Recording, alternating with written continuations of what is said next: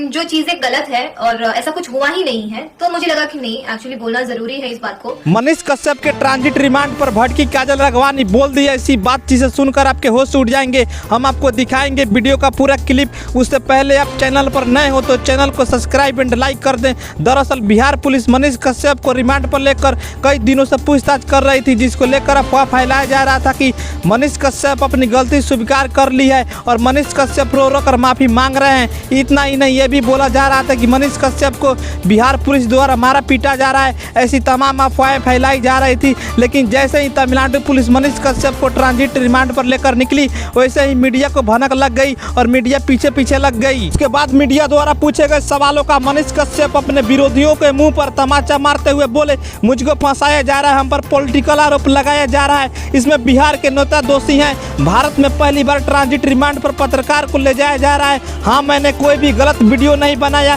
जिससे दो राज्यों के बीच हिंसा पैदा हो। आप लोग हमारे वीडियो को यूट्यूब और फेसबुक पर जाकर देखिए और बताइए कि हमारे वीडियो में क्या गलत है। हाँ, मैं वीडियो में इतना जरूर बोला हूँ कि बिहारियों को दिक्कत होता है और बिहारियों को परेशान किया जाता है।